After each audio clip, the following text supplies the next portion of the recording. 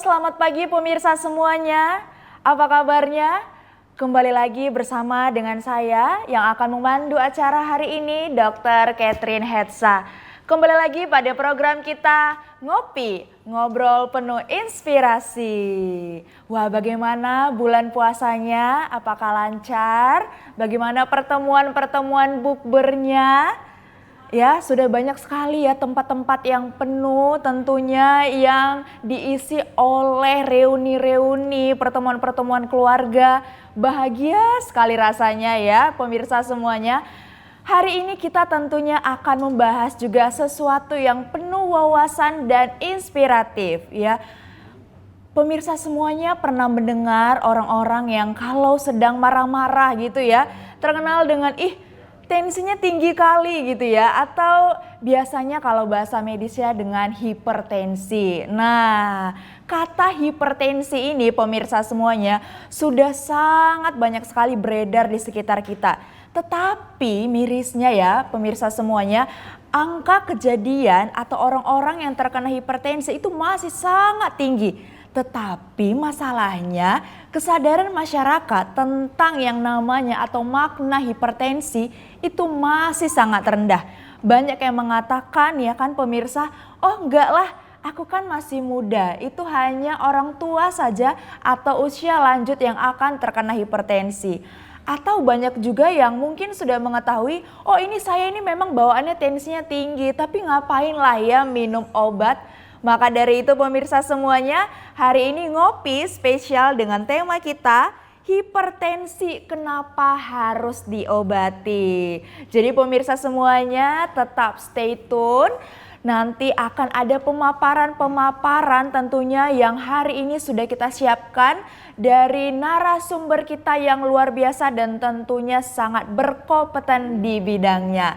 Jadi kalau ada yang punya riwayat keluarga hipertensi atau selama ini sudah minum obat tensi atau yang masih apatis ya pemirsa semuanya dengan yang namanya tensi tinggi atau hipertensi ini, silakan simak terus live kita hari ini di TVRI Sumatera Utara.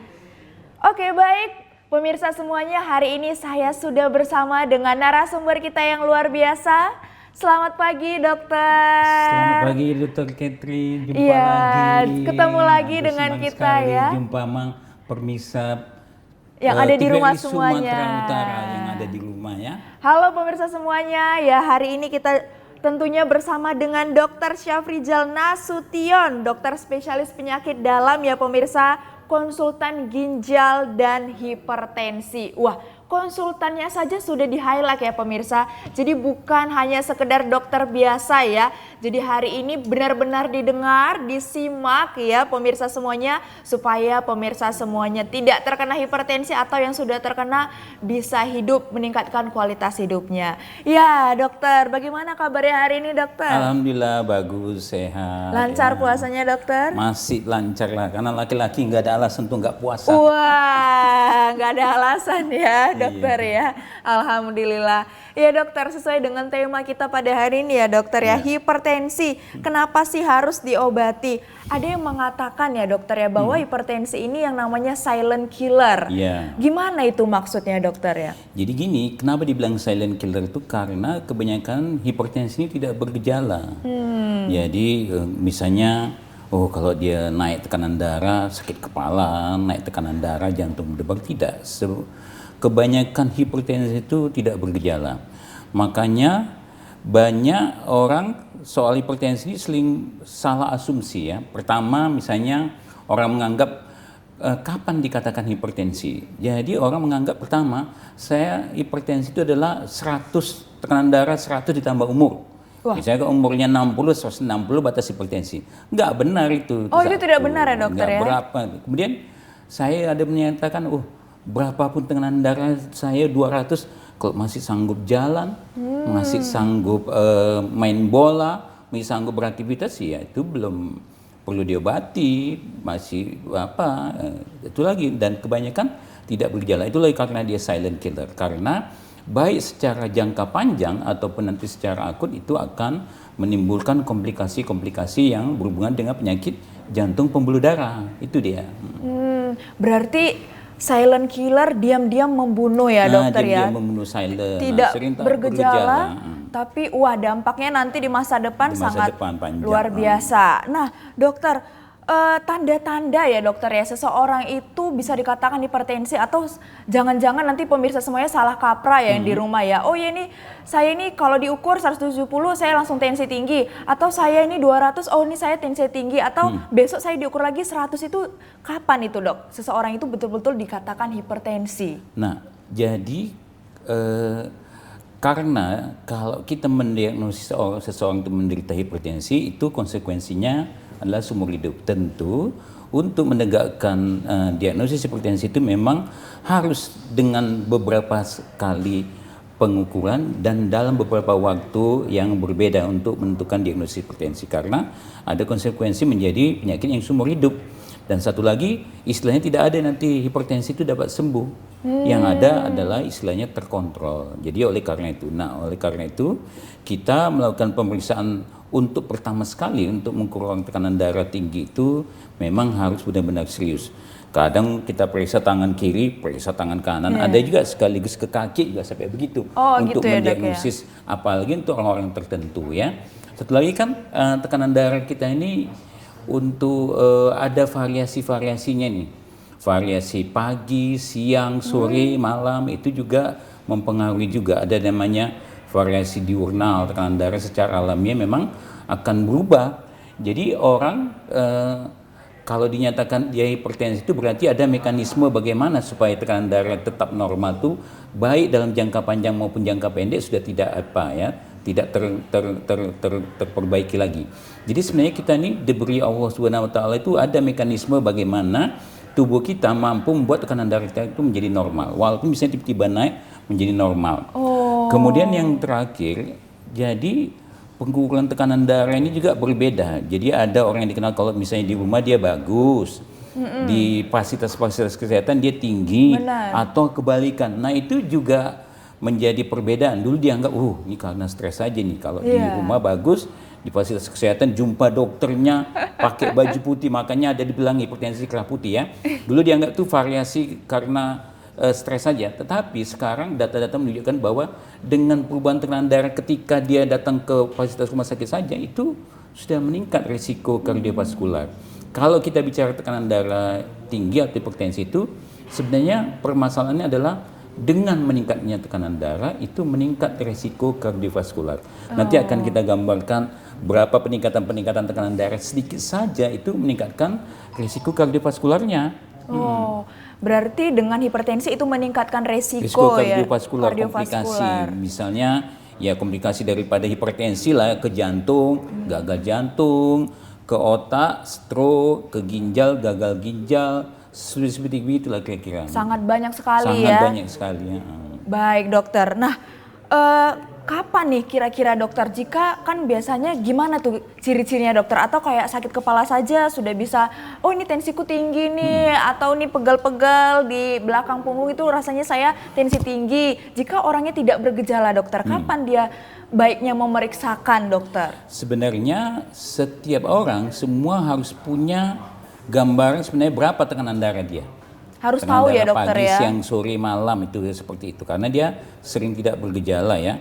Kemudian tekanan darah kita ini kan memang harus kita tahu kapan kita diukur supaya lebih bagus lagi kan. Jadi sehingga tekanan darah yang kita ukur itu benar-benar tahulah berapa angkanya. Dengan kita tahu kemudian kita harus menempatkan diri kita itu sebagai orang yang bagaimana. Ada orang-orang yang dengan risiko tinggi terjadinya hipertensi. Misalnya apa? Keluarganya menderita hipertensi. Yang disebut keluarga itu bisa saudara kandung atau orang tua ya. Kemudian orang-orang yang berisiko hipertensi itu adalah orang yang sedang memakan obat-obat anti nyeri dalam jangka panjang. Berisiko untuk hipertensi. Ada juga obat-obat tertentu. Jadi ada juga orang yang berisiko. Nah, kalau dia berisiko untuk menderita hipertensi, tentu dia harus punya kewaspadaan yang lebih dibanding orang tidak berisiko, dan dia harus lebih sering memeriksakan tekanan darah. Jadi kita dari Persatuan Hipertensi Indonesia ada namanya Indonesian Society of Hypertension, ada membuat program, dan itu di seluruh dunia M3 tuh, Measure, MON. Jadi ada bulan Mei itu ada kan tanggal 17 Mei itu hari hipertensi sedunia. Jadi selama bulan itu seluruh masyarakat di seluruh dunia mencatatkan berapa tekanan darahnya.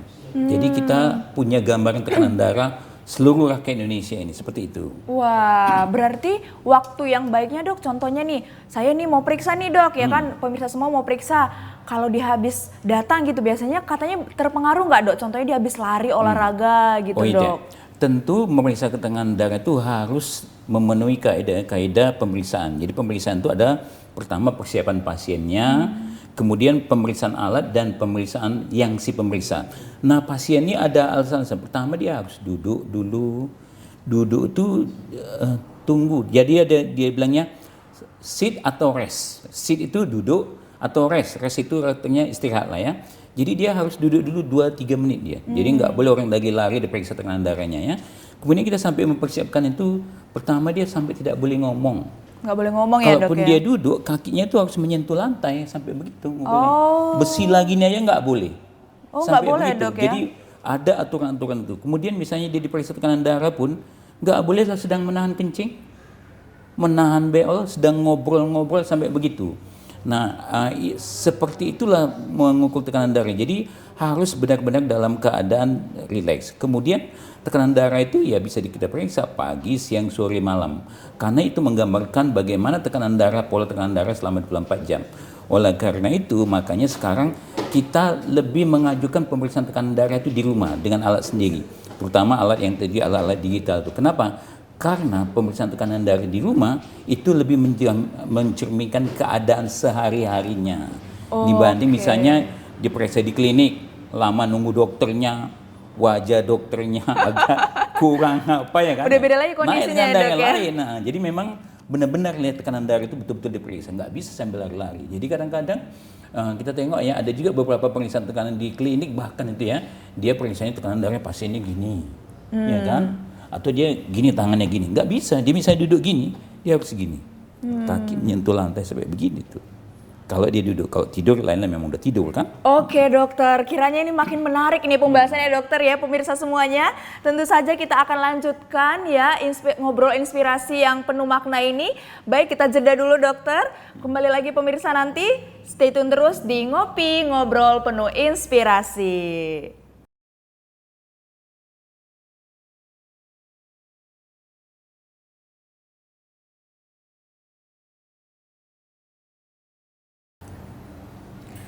Halo pemirsa semuanya, kembali lagi dengan saya Catherine Hetsa dan narasumber kita Dr. Syafrizal Nasution, spesialis penyakit dalam, konsultan ginjal dan hipertensi. Dengan tema kita, hipertensi, kenapa harus diobati? Tadi kita sudah ngobrol-ngobrol dengan narasumber kita, ya tentunya saya yakin pemirsa semuanya sudah tidak sabar mendengarkan pemaparan dari dokter kita. Ya tentunya kenapa nih, bagaimana nih bisa terjadi hipertensi itu, apa saja sih ya pola-pola atau kebiasaan sehingga hipertensi bisa terjadi.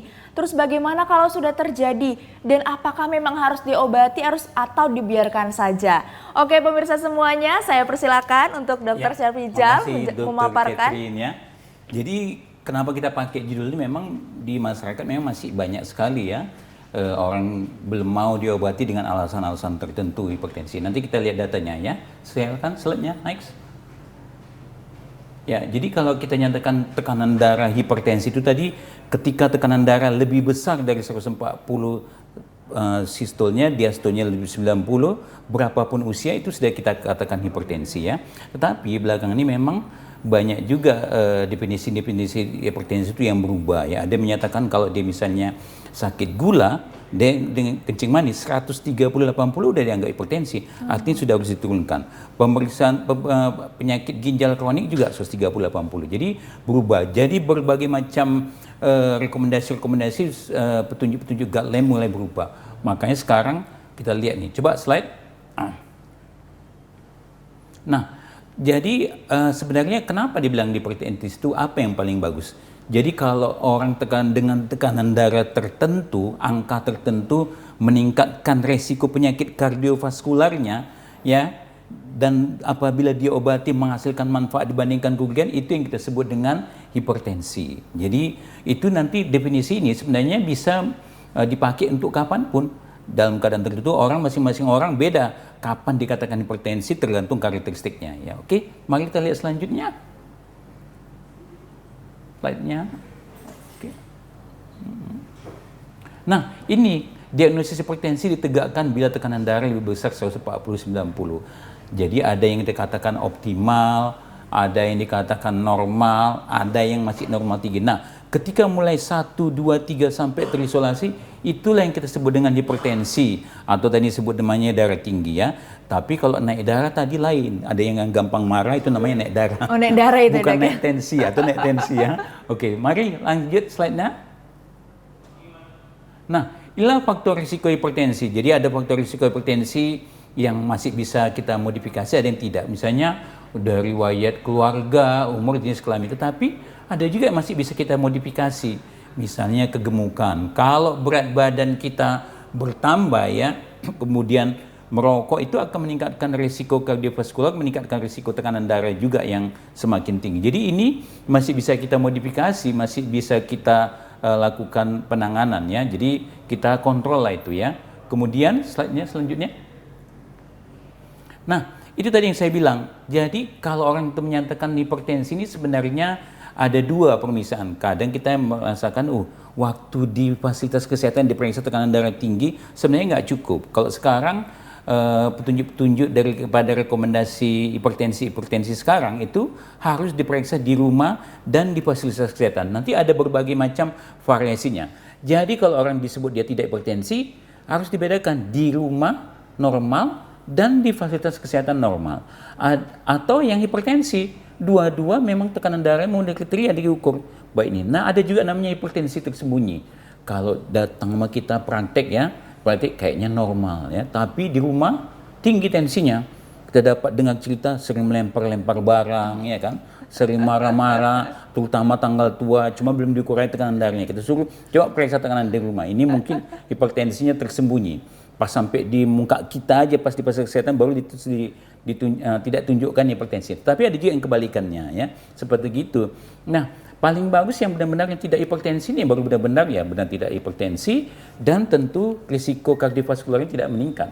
Kalau yang lain-lain nih, apalagi yang hipertensi, yang salah satu ini juga dalam referensi selanjutnya menyatakan bahwa itu meningkatkan risiko kardiovaskularnya juga. Jadi kita harus menjaga kita supaya normal-normal lah. Jangan hipertensi pula ya. Oke, slide. Jangan lomba-lombaan ya jangan dokter lomba-lombaan, tekanan darahnya jangan lomba-lombaan ya. Kalau penghasilan nggak apa-apa ya, walaupun kena pajak sekarang ya. Nah, cara mengukur tekanan darah itu tadi ada persiapan apanya dulu, harus bagus alatnya. Sekarang itu justru alat yang lebih kita anjurkan itu justru dengan alat yang digital. Kenapa dengan digital? Pertama, digital itu simple, bisa dibawa kemana-mana ya, merawatnya tidak sulit. Kemudian kedua, digital itu asal dia benar, alatnya bagus, dia hanya dari faktor alat dengan yang diperiksa saja. Si pemeriksanya itu nggak penting lagi. Kalau kita pakai alat-alat yang lama itu yang ngukur-ngukur pompa-pompa yang pakai speedometer, pakai tergantung dokternya. Matanya bagaimana melihat posisi, kupingnya mendengar denyut jantung. Tapi kalau dia dengan menggunakan alat digital ya tergantung yang tinggal si pasiennya yang diperiksa dengan alatnya saja. Jadi itu ya. Kemudian itu tadi saya bilang harus bersandar dulu, relax ya. Bisa dia 5 menit, ada yang bilang 3 menit ya. Lengan posisi kaki tidak boleh menyilang ya. Berbicara tadi, baju aja kita tengok nih, kalau bisa bajunya jangan yang sempit-sempit. Misalnya wanita, mohon maaf kalau dia misalnya pakai jilbab ya, kita tengok kan jangan terlalu ketat di sini ya kan. Kadang-kadang harus ukurannya langsung sini sekaligus. Jadi harus terbebas daripada pembebatan yang mempengaruhi pengukuran tekanan darah. Itu ya, seperti itu. Kemudian slide-nya. Nah, pengukuran tekanan darah nggak bisa sekali. Jadi kadang-kadang kalau untuk pertama sekali pemeriksaan tekanan darah pertama kita ukur setelah kita dudukkan 3-5 menit itu kita abaikan bahkan ya. Kita periksa lagi 1 menit, 2 menit berikutnya. Kalau yang pertama, kedua jauh kali berbeda, yang ketiga pemeriksaannya. Yang kita jadikan tekanan darah itu adalah tekanan darah yang kedua dan ketiga ditambahkan dibagi dua. Itulah tekanan darah pasien pada waktu itu. Jadi itu, dan tetap dia tidak bisa kita menentukan hipertensi pada kunjungan pertama. Tapi kalau untuk mengukur tekanan darah seperti itu. Jadi kita mengukur tekanan darah ini ada dua. Pertama dalam rangka penegakan hipertensi, kemudian mengukur ya berapa tekanan darahnya. Jadi itu betul sekali mendapatkan angka yang sebenarnya. Oke, slide. Next.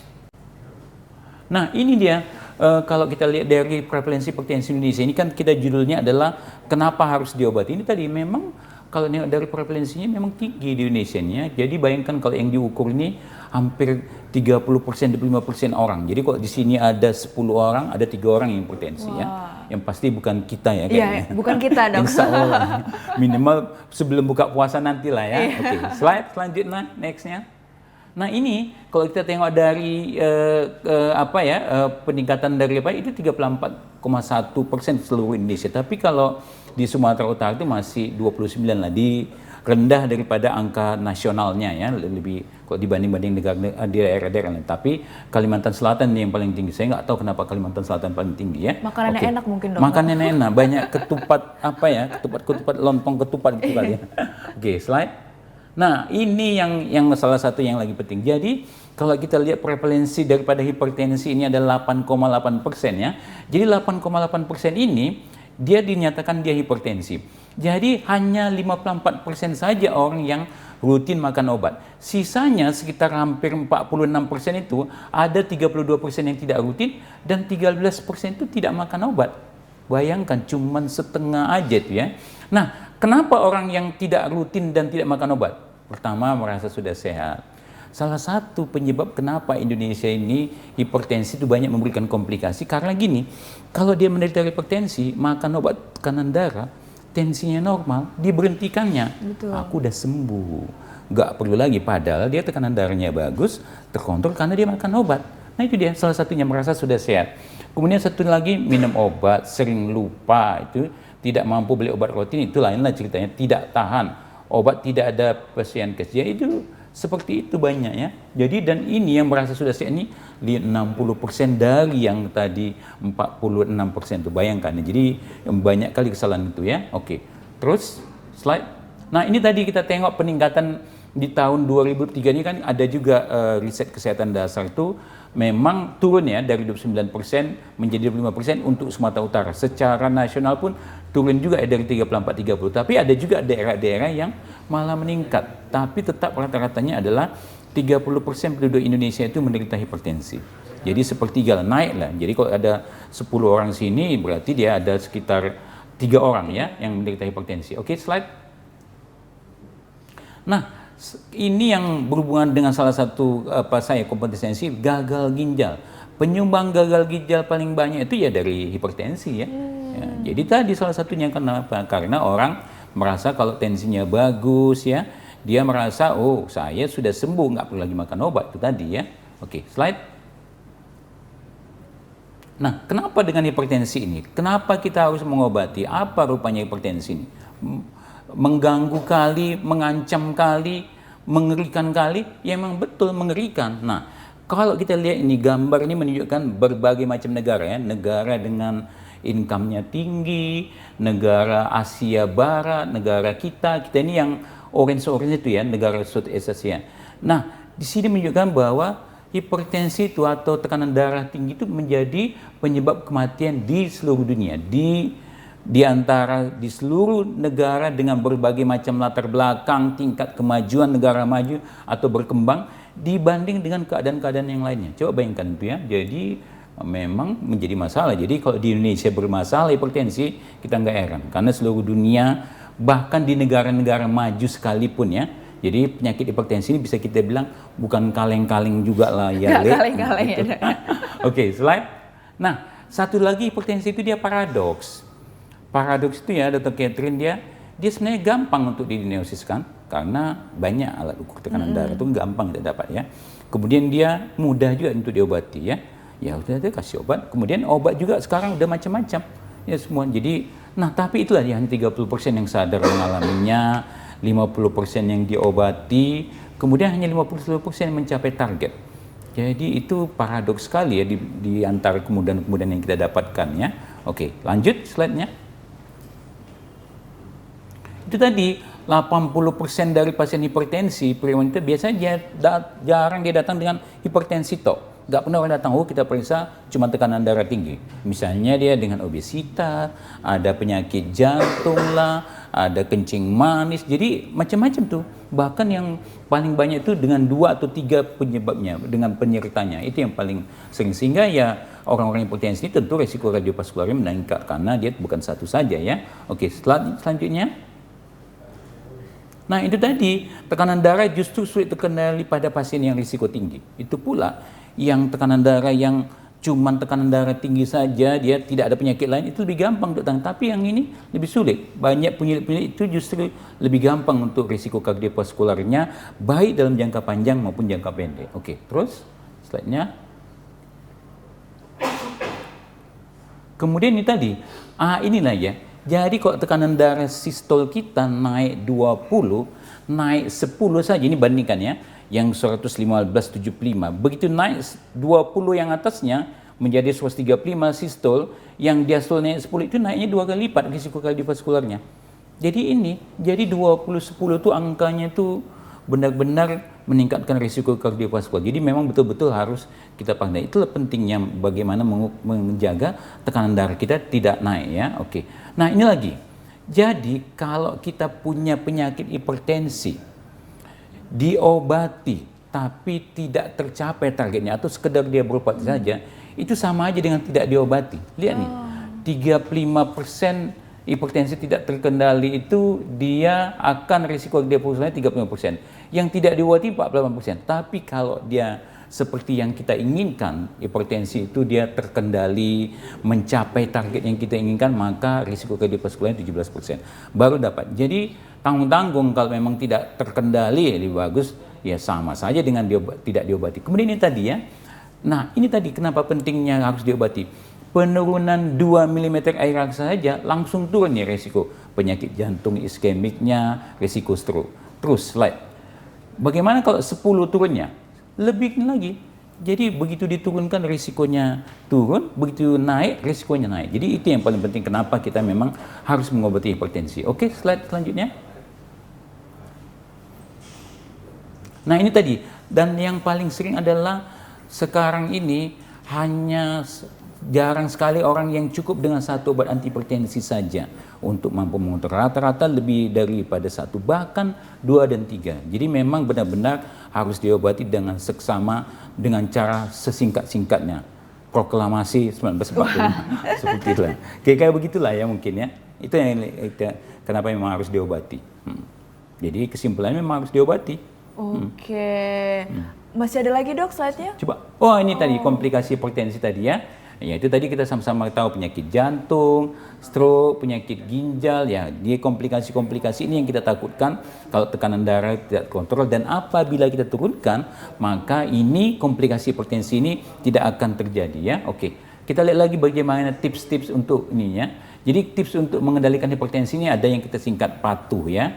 Jadi periksa kesehatan secara rutin, atasi penyakit, diet juga, aktivitas fisik, asap rokok dari patuh ini harus kita selesaikan ya. Oke, slide lagi selanjutnya. Nah ini pola makan ini gula ya.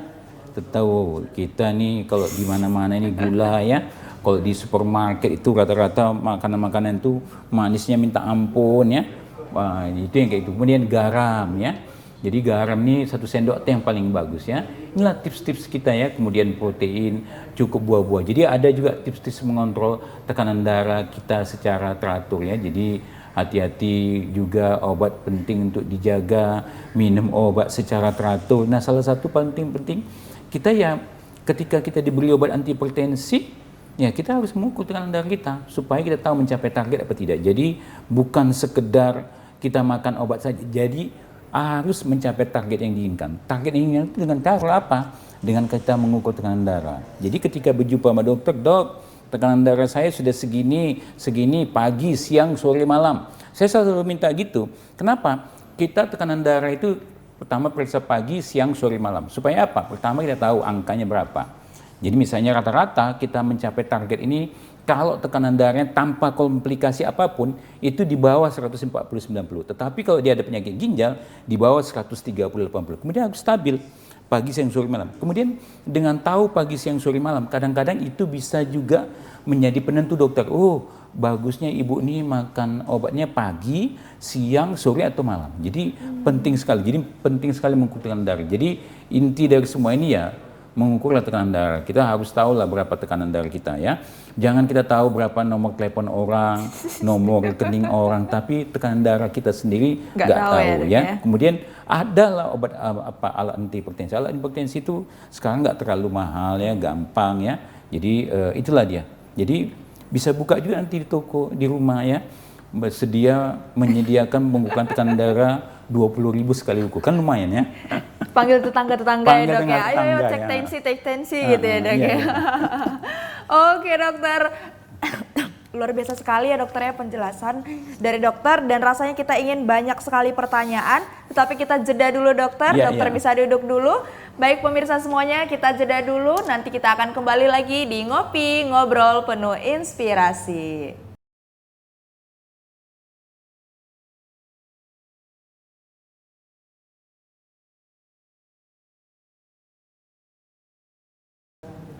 Baik pemirsa semuanya, kembali lagi di acara kita Ngopi Ngobrol Penuh Inspirasi dengan saya Catherine Hetsa dan narasumber kita yang luar biasa Dr. Syafrizal Nasution, spesialis penyakit dalam, konsultan ginjal dan hipertensi. Wah, terima kasih ya dokter buat pemaparan yang luar biasa tadi. Saya sendiri mungkin dokter ya, mungkin pengakuan dosa keluarga saya sendiri itu ya termasuk 50% yang mungkin terdeteksi ya tensinya sudah tinggi, tapi masih susah untuk yang rutin gitu dokter minum obat ya. Kita harapkan nanti setelah mendengar penjelasan dokter tadi, rutin minum obatnya supaya tidak meningkat resiko kardiovaskularnya ya dokter ya. Nah, buat pemirsa semuanya yang ingin bertanya, silahkan ketikkan pertanyaan Anda di kolom chat live streaming Sumatera Utara ya. Saya akan nanti langsung tanyakan kepada narasumber kita ini. Nah dokter, ada yang mengatakan, oh ini kan hipertensi ini memang perlu minum obat. Tapi apakah hipertensi ini bisa menyebabkan kematian mendadak dokter? Kan enggak ya, makanya saya nggak perlu nih minum obat. Gimana itu dokter? Ya tentu dong, kalau tekanan darah tidak terkontrol nih, tidak rajin makan obat nih, ada dua yang terjadi. Pertama, tekanan darah tidak terkontrol dalam waktu panjang, itu akan menimbulkan risiko-risiko tertentu. Tetapi ada juga namanya hipertensi krisis. Jadi hipertensi krisis itu suatu kegawat daruratan oleh karena peningkatan tekanan darah yang setinggi-tingginya. Jadi hipertensi krisis ini ada namanya hipertensi emergensi atau urgensi. Jadi terutama yang emergensi. Kalau emergensi itu ada namanya kerusakan target organ yang akut. Misalnya apa? Gagal ginjal akut, serangan jantung akut, stroke akut, itu yang menimbulkan kematian. Jadi itu dimulai dari tekanan darah yang hipertensi, namanya hipertensi. Jadi terus terang memang hipertensi juga bisa menimbulkan kematian mendadak juga itu. Oke, terima kasih dokter buat jawabannya. Baik pemirsa semuanya, sudah ada yang bertanya ya di live streaming kita. Jadi dokter, saya ingin bertanya, jadi hipertensi yang mengakibatkan keracunan dalam darah atau racun dalam darah yang mengakibatkan hipertensi katanya dokter? Kalau kita cerita tentang keracunan darah, tentu itu kaitannya dengan adanya racun yang tidak terbuang dan biasanya pada kasus-kasus gagal ginjal. Jadi seperti kita bilang kemarin ya, bahwa gagal ginjal dan hipertensi itu saling berhubungan ya. Salah satu fungsi ginjal kita adalah mempertahankan tekanan darah karena dia menghasilkan hormon, namanya hormon untuk mempertahankan supaya tekanan darah tidak normal. Jadi kalau orang gagal ginjal, salah satu risiko gejalanya adalah tekanan darahnya naik-naik. Tetapi tekanan darah yang naik terus-menerus, baik dalam jangka panjang jangka pendek juga akan merusak ginjal. Jadi hubungannya timbal balik. Kalau hipertensi menyebabkan gagal ginjal salah satunya gejalanya adalah hipertensi. Tekanan darah naik dia. Berarti dokter, apakah obat-obatan yang dimakan pada pasien yang hipertensi itu bisa menyebabkan gagal ginjal juga dokter? Nah itu yang sering salah satu penyebab kenapa di Indonesia penyebab gagal ginjal itu paling banyak hipertensi ya. Karena itu tadi Pertama, orang menganggap kalau tekanan darahnya normal dia berhenti makan obat. Setelah itu dia nggak ngukur tekanan darah lagi pula lagi kan. Kemudian yang kedua, dia menganggap bahwa kalau makan obat hipertensi kan makin rusak ginjalnya. Justru salah. Kalau dia makan obat dan mencapai target yang kita inginkan, justru melindungi dari gagal ginjal. Itu yang sering jadi problem-problem. Jadi Indonesia ini kan menarik. Kalau di luar negeri itu yang paling banyak penyumbang gagal ginjal utama itu adalah kencing manis atau diabetes mellitus. Tapi di Indonesia hipertensi.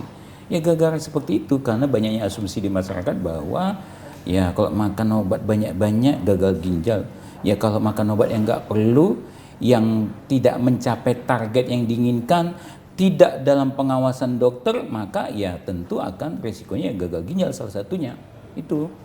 Wah, oke ya pemirsa ya. Jadi sudah terjawab bahwa itu memang suatu lingkaran dan tentunya pemirsa semua harus tetap rutin ya dokter ya mengkonsumsi obat-obat hipertensi sampai mencapai target yang diinginkan. Jangan sampai wah ini saya udah minum padahal sebenarnya targetnya nggak tercapai ya dokter ya. Jadi kalau bapak-bapak itu dia makan obat anti hipertensi supaya nggak dimarahi ibu. Supaya kemana pi kita berobat, dapat obat tensi, dapat nggak ditengok lagi sama ibu. Udah makan obat hipertensi, apakah benar, apakah teratur, apakah sesuai dengan dosisnya. Itu yang paling penting. Kemudian diukur tekanan darahnya, bisa tekanan darah nggak mencapai target, nanti pada waktu kontrol kembali ke dokter nanti kan dilaporkan, tekanan darahnya belum mencapai target. Nah dokter kan akan melihat, ada nggak faktor-faktor di luar obat yang belum dipenuhinya, misalnya garam belum dijaganya, masih kurang tidur, masih stres, di sampingnya ada yang marah-marahin dia, ya itu tadi. Kalau itu sudah terpenuhi, ada faktor-faktor di situ menyebabkan tekanan darahnya belum mencapai target, baru kita berpikir, ini apakah dosis dinaikkan, apakah diganti obatnya atau dikombinasikan. Itulah gunanya dia ketika kontrol sama dokter. Jadi memang harus butuh tetap kontrol dipastikan ya, mencapai target dia jadinya. Baik dokter, ini ada yang bertanya lagi nih dok. Dok mau tanya, bagi orang yang tensi normalnya sudah tinggi, apa yang harus dilakukan? Apakah bisa turun atau konsumsi apa agar tensi cukup tinggi tidak mengganggu aktivitas kita? Terima kasih dok. Jadi maksudnya dalam normal tinggi? Iya, bagi orang yang tensinya normalnya sudah tinggi, apa yang harus dilakukan? Apakah bisa turun atau konsumsi apa agar tensi cukup yang tinggi itu, yang tinggi itu tidak mengganggu aktivitas? Jadi tekanan darah sudah dinyatakan menderita hipertensi, tentu nanti ada parameter-parameter yang lain kita menetapkan apakah nih pasien ini dengan risiko rendah, sedang dan tinggi untuk menderita risiko kardiovaskular. Logikanya kalau risikonya rendah, misalnya tekanan darah itu saja, ya kita tentu yang lebih utama kita adalah faktor-faktor yang lain, misalnya faktor yang merubah lifestyle-nya. Misalnya kalau dia merokok suruh berhenti, ya berat badannya obesitas kita turunkan, ya seperti itu. Kalau itu tidak tercapai 2 minggu baru kita berikan obat, tapi itu tetap kita pantau. Tetapi kebanyakan pasien-pasien itu pada saat pertama sekalipun sudah memberikan obat antihipertensi. Kenapa? Karena kita pantau dia risiko untuk menderita kardiovaskularnya sudah tinggi. Jadi perbaikan dari lifestyle atau gaya hidup itu selalu harus ada beserta di samping dengan pemberian obat. Jadi nggak bisa dia dengan obat saja, tapi lifestyle-nya belum diperbaiki. Harus sesuai sejalan ya dokter ya, nggak bisa timpang tindih satu aja obat aja lah, atau pola hidup aja, padahal udah tensi udah tinggi nggak minum obat lagi ya dokter ya. Baik, nah ada yang bertanya lagi nih dok. Saya pernah bekerja dalam sebuah proyek hotel. Saat itu saya sudah sarapan, tapi ketika saya naik tangga hotel dan berada di lantai atas, kepala saya tetap oleng. Apakah itu termasuk gejala hipertensi? Yang penting diketahui bahwa orang dinyatakan hipertensi bukan karena gejala, karena pengukuran tekanan darahnya. Jadi pada waktu dia oyong itu diperiksa tekanan darahnya mencapai kriteria hipertensi, kita lihat dulu apakah dia sebelumnya pernah didiagnosis hipertensi. Kalau dia belum pernah didiagnosis hipertensi, ini karena lagi oyong nih, coba dia tidurkan dulu, coba dia ulang. Nah pada waktu pertama kali pun kita ukur, kita lihat ada namanya orang pada waktu pertama sekali datang pun kita bisa tegakkan dia sebagai hipertensi. Kalau ketika kita ukur memenuhi tingkat yang namanya hipertensi yang stadium 3, hipertensi berat, yaitu tekanan darah pertama kali kita datang langsung 180, lebih besar 180 110 dengan 2 kali misalnya dengan jarak yang bisa misalnya 2 menit 3 menit itu, yaitu kita langsung nyatakan hipertensi. Karena begitu tekanan darah 180 110 dengan pemeriksaan yang benar pada waktu dia datang, itu resiko untuk kardiovaskularnya pasti tinggi. Makanya kita langsung obati itu, kita diagnosis sebagai hipertensi. Tapi kalau dia masih 145 lah, kita periksa bawahnya diastoliknya masih 90 95, belum, nunggu datang lagi pada waktu berikutnya, kapan dia nggak oyong, kapan dia nggak tanggal tua, kapan dia nggak sedang berantem sama bininya, kapan dia lagi kempes kantongnya, seperti begitulah. Baik dokter, wah seru sekali ya pemirsa ya pembahasan kita pada hari ini yang tentunya menambah wawasan kita tentang hipertensi dan sudah kita mengetahui bahwa hipertensi harus diobati ya dokter ya. Nah ada yang bertanya lagi nih dok, berarti memang harus seumur hidup ya dokter ya walaupun tekanan darahnya sudah normal? Iya, jadi karena konsekuensi menegakkan hipertensi ini akan menderita hipertensi seumur hidup, tentu kita sangat hati-hati sekali ya menegakkan hipertensi dengan dengan beberapa kali pemeriksaan di waktu yang berbeda. Nah, ketika diagnosa hipertensi, konsekuensinya adalah seumur hidup.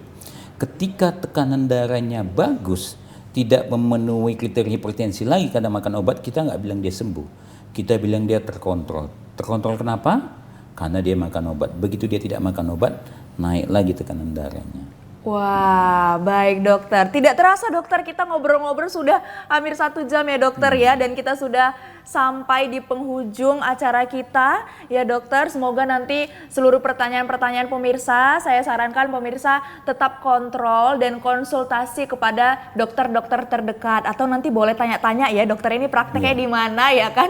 Langsung ke praktek dokter ini. Baik, terima kasih pemirsa semuanya. Kita sudah sampai di penghujung acara. Silakan dokter, ada kesimpulan yang mau disampaikan kepada pemirsa semuanya? Baik, kepada pemirsa TVRI Sumatera Utara, jadi dari uraian kita jadi menunjukkan bahwa memang benar tekanan darah yang tinggi atau hipertensi itu harus diobati ya. Kenapa dia harus diobati? Ya supaya kita bisa menurunkan tekanan darah. Karena terbukti kalau tekanan darah naik itu akan meningkatkan risiko kardiovaskular. Kalau diturunkan dengan turun 2 mm air saja, turun risiko kardiovaskular. Bayangkan dengan risiko kardiovaskular atau jantung dan pembuluh darah kita berkurang, orang-orang yang menyayangi kita akan melihat kita sehat, kita mampu untuk melaksanakan kewajiban kita sebagai suami, sebagai istri, sebagai bapak, sebagai ibu ya. Kita terbebas dari penyakit, kita mampu bekerja secara optimal dan kita mampu berkontribusi baik untuk agama, bangsa dan negara kita ini tercinta ini. Itulah dia. Wah, terima kasih banyak dokter dan buat pemirsa semuanya ya. Jangan lupa untuk selalu mencek ya tekanan darah Anda di fasilitas kesehatan yang terdekat ataupun boleh beli untuk di rumah Anda. Baik pemirsa semuanya, tema kita hari ini hipertensi kenapa harus diobati sudah sangat terjawab dan tentunya buat masyarakat semuanya yang sudah terdiagnosis ya hipertensi maka harus segera minum obat. Baik pemirsa semuanya, terima kasih sudah setia bersama kita di program kita hari ini Ngopi Ngobrol Penuh Inspirasi. Tentunya saya Catherine Hetsa dan narasumber kita hari ini mau undur diri pamit. Mohon maaf kalau ada salah kata. Sampai bertemu lagi di episode-episode berikutnya di tentunya Ngopi Ngobrol Penuh Inspirasi.